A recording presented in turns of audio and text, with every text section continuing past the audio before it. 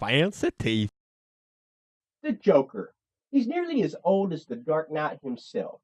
He debuted in Batman #1 as a deranged serial killer. But by 1954, the Comics Code Authority had been established, and the Silver Age of comics transformed the Joker into a goofy trickster that was out for monetary gain. This very well might have been the end of the Joker, but in 1973's Batman #251, the Joker was once again depicted as a homicidal menace. However, this video isn't about the Joker's history. It's about Batman, the Joker, and one little trolley car that YouTubers just can't shut up about.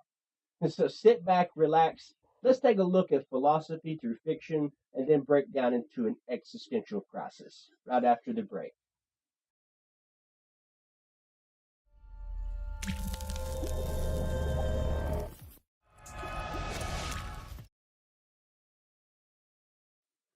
A quick note, my friend Scott from NerdSync did a similar video to this one, and I've tried not to retread too much of the same territory that he already covered. If there's something I don't cover, then there's a good chance that he covered it over on the NerdSync channel. So watch that video, after this one. Maybe the rest of mine. Alrighty. The Joker is no stranger to violence and murder. He's taken perhaps thousands of innocent lives, and he's also taken quite a few less innocent lives. For example, he murdered most of his own henchmen in Batman #663 in 2007. But among his many victims, we find Jim Gordon's second wife, Sarah, who he killed in front of dozens of infant children that he'd been holding hostage in order to lure her there. He also killed Jason Todd after a particularly brutal beating. But the real truth is that Jason Todd was killed by Democratic vote. Much like Julius Caesar in the Roman Senate, we all killed him a little. The Joker also shot and wounded Barbara Gordon, leaving her paralyzed from the waist down, then proceeded to torture Jim Gordon with photos of her naked body bleeding on the floor of their living room. The Joker seems to be an extreme nihilist. He rejects religious and moral principles and believes that life is meaningless. As he puts it,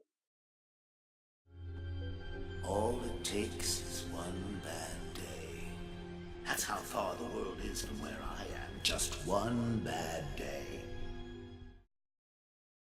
and we'll save the in-depth discussion of nihilism for another day. But if you want to scratch that particular itch, Wisecrack has a great video.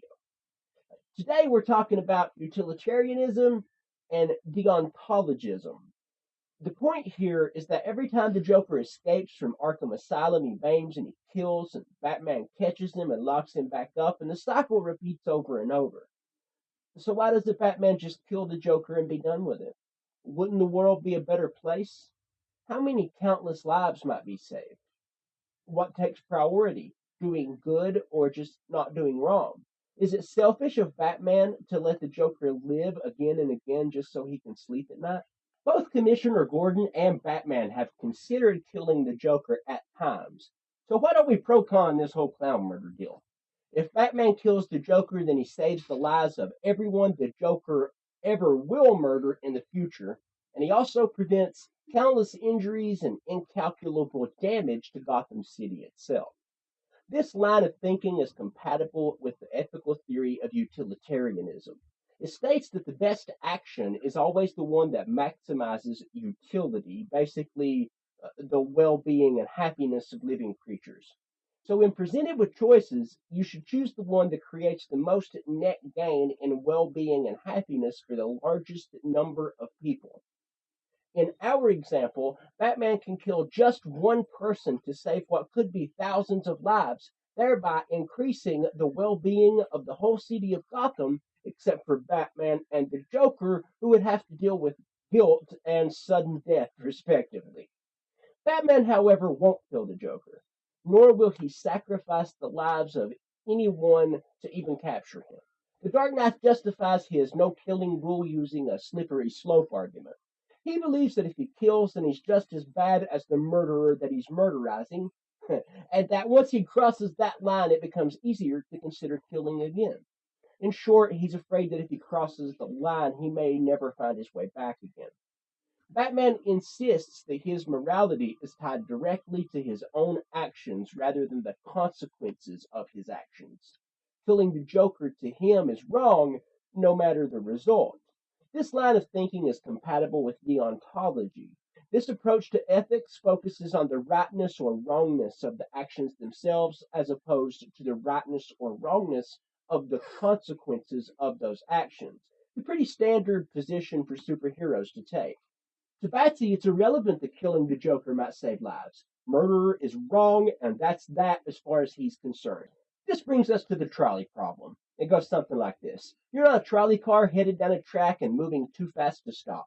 The trolley will hit and kill 5 people who are on the tracks. However, you have access to a lever that, when pulled, will divert the trolley car to an alternate track. But there's one person on that track that will be killed. Assuming that you have no other options and that all 6 people involved are innocent, do you pull the lever and kill one person to save 5? Or do you do nothing and allow 5 people to die so that you don't have to kill the one? The lion's share of the research for this video comes from the book Batman and Philosophy. In the first chapter, co-author of the book, Mark D. White, asked us to imagine that the person pulling the lever is Bruce. Knowing what we know about Bruce Wayne, what option would he choose? Admittedly, Batman is known for finding another way. But if forced to make a choice, what do you think he would do? The trolley problem was first introduced by Felipe Foote, but Judith Jarvis Thompson later elaborated on the idea, and she took the middle of the road here. Bruce is not required to pull the lever to save more lives, but if he chooses to do that, then he's justified, maybe even encouraged in that decision. This approach takes both utilitarianism and deontologism into account. However, if his view of ethics, or perhaps more importantly his conscience, won't allow him to take one life to save 5, then that's an acceptable position. The most interesting point here is that the right thing to do and the moral thing to do may not always be the same thing. Most people agree that killing one person to save 5 is hypothetically the right thing to do in this one particular situation. Still, killing of any kind is an immoral act, just one that could be excused in this situation, maybe? Thompson also compared the trolley situation to a doctor with 5 patients, each dying due to the failure of a different transplantable organ. White reimagined this hypothetical doctor as Dr. Hush to work it into his Batman motif. I'll do the same. However, I just finished reading Injustice, Gods Among Us, so I know that in at least one alternate reality, the Joker knows his way around an operating room. So let's use him. Would it be okay for Dr. J to drug his nurse, who's Harley Quinn, of course, and transplant her organs into his patients? He would be saving 5 lives at the cost of just one. We all know that that's immoral, but is it right? Most people would say no, even though the circumstances are very similar to the trolley thought experiment. To add my very own twist, here's something the Joker might actually do. What if he opened up all 5 patients, removed the offending organs, and threw them away? Then he opened up Nurse Quinn and took out her organs too. Now, when we arrive on the scene, we can have our ethical doctor put the replacement organs back in Miss Quinn. She may die, she may not die, right? But now that they're already removed, can we put them in the 5 innocent patients? They have a better chance of living. Do we save 5 people's lives at the cost of one who will probably die anyway? Or do we return the organs to their rightful owner and just hope for the best? Furthermore, what if we stop assuming that these people are morally equal? What if in both cases, the trolley or the surgeon, the 5 people were serial killers and the one person is a normal, everyday, nice person? These classic trolley-style issues are presented to us through stories about the Joker all the time. He wants us to know that our morals and values and beliefs are totally baseless. He believes in nothing, has no loyalties, and no purpose other than simply watching the world burn. So why hasn't Batman killed him yet? Should he kill him? Would it be moral to kill him? Would it be the right thing to do? How different is the moral thing and the right thing to do? Just like author Mark D. White, I believe in deontology over utilitarianism, and yet I still find myself thinking Batman should just kill the Joker and move on. I want to hear what you think. Discuss any of these questions in the comment section down below, and I'll be happy to dive right in and discuss them with you.